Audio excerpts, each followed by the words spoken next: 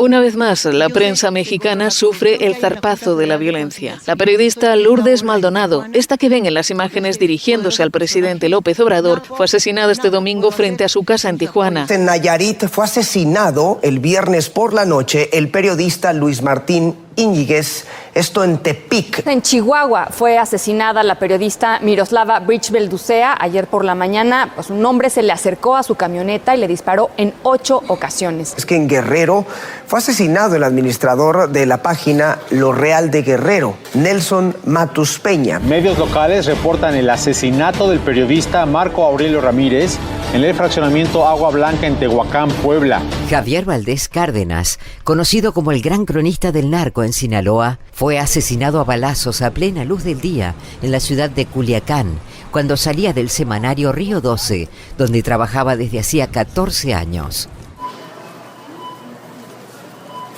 ¿Cuál es el mejor método para ir al supermercado y no olvidar nada? ¿O la mejor forma de viajar sin que se haya pasado un detalle tan simple como el bloqueador solar? ¿O haber apagado la estufa donde se hacía la sopa? Quizás no hay un método único ni perfecto, pero algo que ha ayudado muchísimo a la humanidad es hacer listas. Ir marcando cosas ya hechas y poner énfasis en lo que puede ser más importante, o bien poner objetivos y hasta tiempos. En el periodismo pasa igual. Aunque eso rompa con la lógica de aquella frase que dice no hay periodista sin suerte, pero cuando se habla de periodismo, en el contexto mexicano actual, vale la pena que la cambiemos a periodista prevenido, vale por 2. En los primeros 5 capítulos escuchamos las historias de hombres y mujeres que han pasado por procesos de dolor, que tuvieron que desplazarse de manera forzada para seguir haciendo periodismo. Ahora, repasaremos listas de recomendaciones que instan a seguir haciendo periodismo, solo que esta vez, de una forma más segura y con la intención de evitar un desplazamiento. Estas historias nos han servido para entender una cosa: en México se necesita el periodismo, pero también que éste sea seguro. Pero ocurre algo: no todas ni todos los periodistas saben cómo lograrlo. Quizás una lista no sea el método único ni perfecto, pero sí podría ayudarnos a lograr evitar esos problemas. La serie Hacer periodismo en la soledad aborda la violencia contra periodistas en México como causa del desplazamiento, explora las consecuencias de vivir en el exilio y resalta la resiliencia que implica el retorno. Mi nombre es Marcos Vizcarra y este es un proyecto de iniciativa global contra el crimen organizado transnacional a través del Fondo Resiliencia. A este capítulo le hemos llamado Una mochila preparada. Lo que nos interesa es que así tengamos una sola sesión, que la persona pueda comprender lo que está viviendo. Si no se entiende, si la persona no entiende el riesgo que tiene, las causas, los impactos, las acciones que se pueden tomar pueden ser desmedidas. O, ¿qué puede pasar? Porque se tomen acciones extremas de que tengo que salir del país. Puedo entrar en una situación de tanto pánico que la intención es salir corriendo.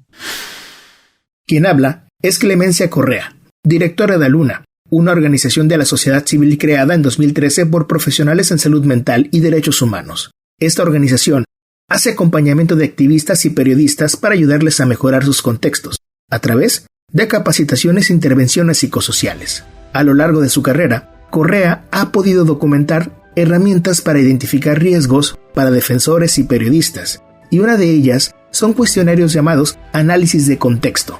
Esos cuestionarios llevan preguntas específicas, algunas hasta obvias, pero tan efectivas como para poder entender y ponerle nombre a todas esas cosas que hacen vulnerables a las y los periodistas.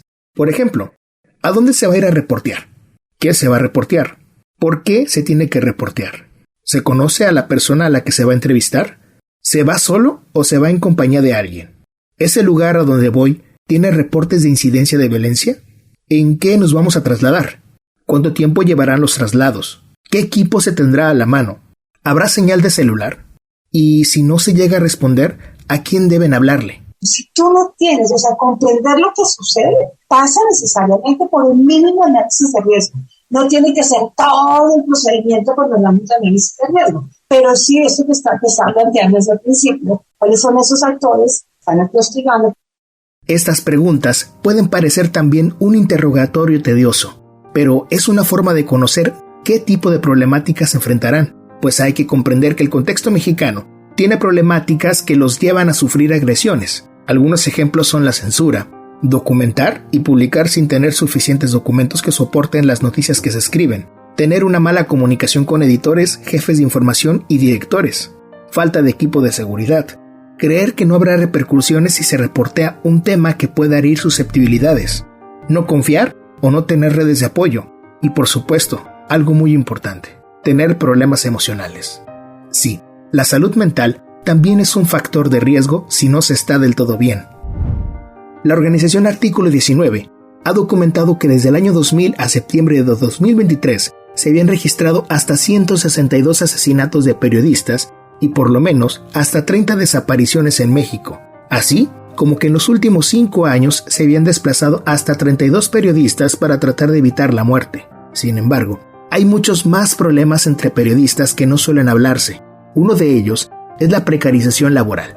El estudio Periodistas en México, encuesta de sus perfiles demográficos, laborales y profesionales, hecho por un grupo de académicas y académicos estudiosos de los fenómenos alrededor del periodismo, como Cele del Palacio Montiel, Grisel Salazar Rebolledo y Mireya Márquez Ramírez, toma los testimonios de 486 periodistas en México en los que se revelan precariedades, los riesgos y las violencias que les afectan, incluyendo las consecuencias físicas, psicológicas y laborales. Todo esto en un contexto muy específico, la pandemia de COVID-19. Por ejemplo, en este estudio se pudo conocer que la mayoría de las y los periodistas percibe entre 9,000 y 15,000 pesos mensuales como salario. También que 6 de cada 10 periodistas trabajan más de 49 horas a la semana. Del mismo modo, 6 de cada 10 periodistas cuentan con seguridad social y esa misma cantidad ha podido tener acceso a vivienda. La creciente violencia contra la prensa y el incremento de condiciones de inseguridad provocados por la presencia del crimen organizado, la colusión entre autoridades locales y poderes fácticos, como caciques regionales, empresarios locales y líderes de grupos delincuenciales, y los enfrentamientos entre las fuerzas del Estado y los grupos criminales, entre otros factores más, han provocado que los periodistas padezcan riesgos aún mayores que los que están naturalmente asociados al ejercicio de la profesión, particularmente en los contextos locales. Aún así, es importante distinguir si la violencia que sufren las y los periodistas en México es un efecto del contexto de inseguridad o una violencia focalizada contra ellos. Los datos parecen indicar lo segundo. Entonces, ahora salta una pregunta: ¿por qué seguir haciendo periodismo? La razón más sencilla o simple es que se necesita del periodismo para mejorar o cambiar el mundo. El estudio sobre periodistas en México y sus perfiles demográficos, laborales y profesionales reveló que 9 de cada 10 periodistas encuestados consideran importante o muy importante para su labor el hacer visibles los problemas sociales, contrarrestar la información falsa o venida desde un discurso hegemónico y ser observadores neutrales de los hechos.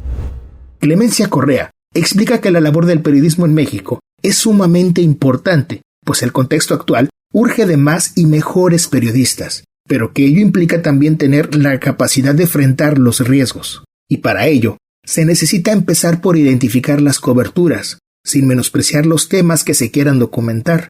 Es decir, lo mismo va para un periodista o una periodista que cubrirá la nota roja, a alguien que esté elaborando una investigación transnacional o alguna persona que estará en un evento social con personas que no quieren ser fotografiadas para no estar a la vista de algo o de alguien. Clemencia Correa explica a continuación cómo es que esa identificación de riesgos ayuda a tomar mejores decisiones, incluso en momentos en el que está ocurriendo una agresión. Lo fundamental es entender el riesgo, comprender lo que sucede en el riesgo y los impactos que ya se tienen. Comprender el riesgo y comprender los impactos que ya hay. Desde ahí, buscar las formas de afrontamiento y las rutas mejores posibles. Buscan minorizar el daño y no agudizarlo por decisiones que están en el marco del estrés, del pánico y del incertidumbre. Los primeros factores para un análisis de riesgo deberán ser el entorno, la temporalidad, el clima, los ángulos de la cobertura, el estado del equipo personal y el estado anímico de la o del periodista. Las y los periodistas en México deben ampliar la conversación sobre qué los lleva a cubrir eventos denominados de alto impacto. Deben tener crítica y autocrítica y a partir de ahí tomar decisiones que les ayudarán a estar a salvo. El periodista polaco Ryszard Kapuscinski, quien dedicó su carrera como corresponsal de guerra en África, Dijo alguna vez que uno de los momentos más amargos para un periodista es tener una información de importancia mundial y no poder transmitirla. Esas palabras llevan una carga profunda sobre una de las decisiones más importantes para un o una periodista: perder la fama o perder la vida. Y cuando se habla de perder la vida, no solo hay que referirnos a perderla de manera literal, sino lo que conlleva también un desplazamiento forzado, como lo hemos estado escuchando a lo largo de 5 capítulos de esta serie de podcast. La violencia puede orillar a riesgos contra la familia, las amistades y compañeros de trabajo, así como dejar de tener aficiones, el lugar donde se habita la mente y el corazón. A continuación, Clemencia Correa explica esas implicaciones. Si está en riesgo tu vida, la mayoría de las veces está conectada con la situación de riesgo eminente, donde si vas a salvo, pues te pueden matar, o te pueden detener, no solamente es el asesinato, te pueden detener, o así sucesivamente. La crisis puede ser también emocional, pero que ya está en un momento donde la persona no puede manejar sus propias emociones, donde ya es bastante complejo el manejo de las emociones y al no ser atendido, pues se va generando un círculo vicioso. Entonces tienes más coraje, entonces te afectas con los demás y entonces ya vas rompiendo estos lazos, o si tienes miedo te encierras y dejas de producir, o si te das cuenta, y que me ha pasado con muchos periodistas, es que tienen tanto coraje que lo que hacen es visibilizar y ponerse totalmente en el ojo del cañón, ¿no? Ahora bien, no se trata de no hacer periodismo, sino hacerlo seguro. Por ello, Correa ha establecido una serie de cosas que deben tomarse en cuenta antes de salir. Para iniciar, hay 3 puntos esenciales. Previo a la cobertura, cualquiera deberá parar, poner atención y tomar decisiones. Pasado ese punto, Clemencia Correa señala que ahora deberá tomarse en cuenta algo elemental: una mochila con aditamentos y equipo suficiente.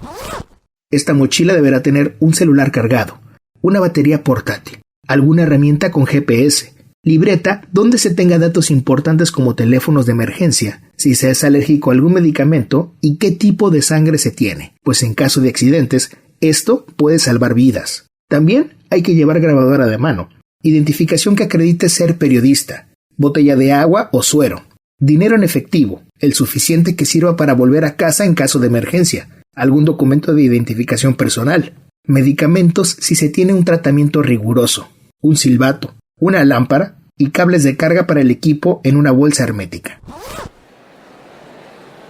En algunas coberturas, como aquellas sobre manifestaciones en las que podría tenerse disturbios o enfrentamiento con policías antimotines, también deberá contemplarse máscaras antigas o, en su caso, un kit compuesto por una toalla bañada con jugo de limón o vinagre preparada dentro de una bolsa hermética. Y así como existen recomendaciones sobre qué llevar a una cobertura, también hay una lista de cosas que deben evitarse si el tema a cubrir puede salirse de las manos. Entre estas está tener una laptop, memorias USB o discos duros portátiles con información valiosa, bebidas alcohólicas, alguna droga ilícita, documentos delicados, fotografías de familia, cosas pesadas que impidan estar ligero al momento de correr. Y, por último, cosas de valor que son innecesarias para la cobertura. Pero que te permita decisiones más a mediano plazo. O sea, es decir, haz de cuenta que es como el menor costo posible frente al impacto que ustedes, cómo hacer que sea el menor costo posible a lo que ya quieren. O sea, muchas veces las salidas, muchas veces esas decisiones tan duras, lo que hace es aumentar el impacto. Otra lista que deberá atenderse antes de ir por la nota en un contexto de peligro es sobre aquellos preparativos que harán tener la certeza de estar acompañado o acompañada. A esto se le llama red de monitoreo. Esta red no es otra cosa más que una lista de contactos que tienen una labor importante, la de acompañar y estar atentos a cualquier situación que se presente. Para hacer una red de monitoreo se puede empezar con revisar las listas de contactos de personas cercanas e identificar quiénes pueden actuar de manera inmediata para salir de los riesgos de manera rápida y segura. Organizaciones civiles como Artículo 19 y el Comité de Protección para Periodistas recomiendan que esta red debe ser de 5 personas. Alguien de la familia que pueda dar aviso y movilizar a los demás integrantes. Alguien del trabajo. Sobre todo, es importante que sea el editor, editora o jefe de información. Alguien más que pueda hacer una acción política como contactar a alguna autoridad y hacer presión. También una persona que desactive las cuentas de internet como correos electrónicos o redes sociales. Y finalmente, alguien que pueda asegurar un refugio. Esas personas deben contar con información valiosa como dónde y cuándo será la cobertura, darles al menos un contacto de emergencia al lugar a donde vas, informar cuál es la vestimenta y el tipo de transporte, y por último, establecer horarios de comunicación con tu red de monitoreo. Cuando hablamos nosotros de rutas, es importante ubicar. Acuérdate que son las dos cosas, física o emocionalmente, ¿no? Y bueno, una ruta que permita manejar el estrés, pánico o la incertidumbre. La mayoría de las veces las situaciones aparecen cuando estás en una situación límite, ¿no? Y entonces estás confundido, tienes estrés, tienes mucho miedo, a veces el miedo se puede convertir en pánico, que me dice, ¿no? Y entonces es como atenuar, minimizar de una manera emocional y consciente esas situaciones con el cual es el fin que tú puedas tomar las mejores decisiones.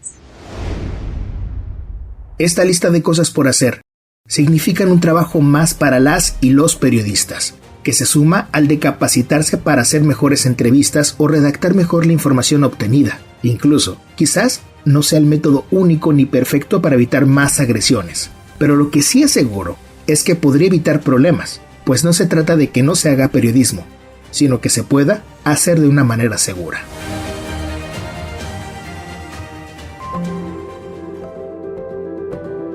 Este es un proyecto de iniciativa global contra el crimen organizado transnacional a través del Fondo Resiliencia. En dirección, guión y voz, Marcos Vizcarra. Voz adicional y edición, Paulina Nava. En edición de audio y postproducción, Miguel Ángel Zárate.